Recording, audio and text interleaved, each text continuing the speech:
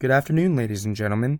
My name is Patrick Krinke, and I want to thank you for taking your time to come see my infographic over pet obesity. Today I'll be talking about the design choices I made behind it. Infographics are visual images overlaid with data and supporting artwork to convey information. They are designed to appeal to users on the internet and educate them not only on statistical data, but the story behind the numbers as well. More often than not, infographics help supplement information to assist topic comprehension. For my infographic, there are a few design choices I have made that I would like to explain. First is the color design of the graphic. I utilized a dark blue background with a white interior. This gave my infographic a clean aesthetic while helping to maintain the integrity of all the icons I chose. Although white can sometimes be viewed as a bland or basic background color, I believe it served my infographic in a pleasing manner without being too basic. The blue color as the base of the graphic was used to help convey wisdom and health, perfect for an educational infographic over pet obesity.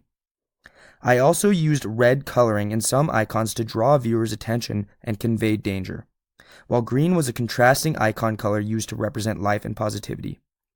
Using these three colors allowed me to stay within the rule of three for color theory.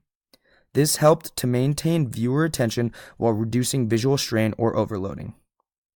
The next design choice I would like to discuss is the principles of Gestalt styling. This involves the concepts of visual perception to help organize elements into groups or unified wholes. This helps to make and keep viewer attention. I use three main principles of Gestalt styling. First is closure, which is displayed when shapes are incomplete or not fully closed. This stimulates viewers to fill in missing information. I chose to implement this style in the dog and cat faces of my BCS percentages over a 5-year span section. The next principle I used was proximity. This involves using items close together that are related to help viewers associate information correctly. I adapted this style and used it in my health complications section, with various icons in proximity of a dog on a scale to help viewers understand the relation to obesity. The last Gestalt style I would like to discuss is similarity and anomaly. This concept involves objects that are similar or are in a pattern to emphasize information.